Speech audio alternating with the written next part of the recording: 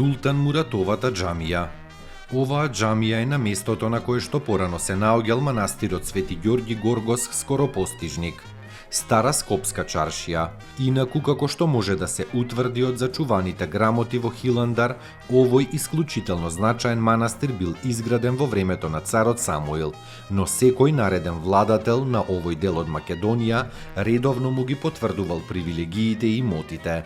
За жал, по околу 400 години и по огромниот углед меѓу христијанското население, на 27 април 1428 во времето на Муратбек османлиите го разурнале манастирот, а подоцна, токму врз неговите темели, била изградена Султан Муратовата џамија.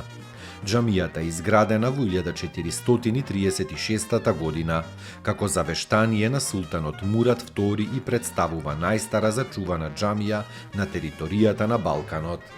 Таа е единствената султанска задужбина во Скопје, позната како Хјунќар џамија, што во превод би значело царска или султанска џамија, а и како Саат џамија поради Саат кулата сместена во дворот од џамијата.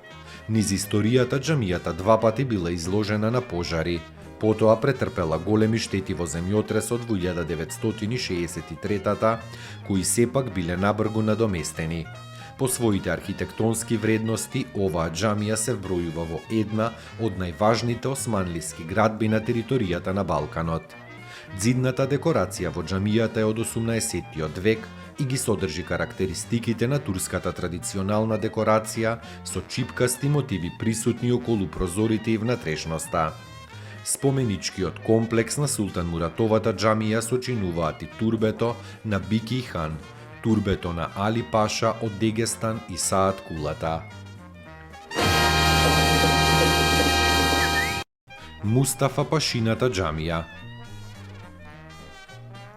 Оваа џамија се наоѓа на потегот меѓу Куршумлијан, црквата Свети Спас и Калето. Џамијата била изградена како завештание на Мустафа Паша, кој бил везир на султаните Бејазид II и Селим I.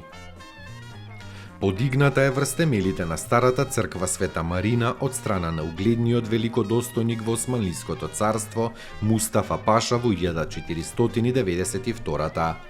Неговото име се уште стои врежано на плочата над влезната врата во храмот. Од сопствени средства изградил џамија и месчит, а во џамијата имарет и стамбени објекти во кои живееле духовните лица. Џамијата е представник на раната цариградска архитектура. Во внатрешноста на џамијата се наоѓа молитвениот простор. Веднаш над влезната врата се наоѓа галерија. Во рамките на џамијата влегуваат и турбето каде што во 1519 бил погребан Мустафа Паша. Саркофагот на неговата ќерка Уми шадрвам пред самиот влез на џамијата, надгробни нишани и остатоци од некогашните имарет и медреса. Од мермерната плоча над влезната врата на која е запишан текст со арапско писмо се дознава дека објектот бил изграден на темелите на некоја средновековна црква. Мустафа Пашината џамија не претрпела големи оштетувања со земјотресот од 1963, но сепак по него се извршени некои реконструкциски зафати. Мустафа Пашината џамија ја изградил скопскиот заповедник Мустафа Паша во 1492. Се наоѓа спротив влезот на Скопското кале.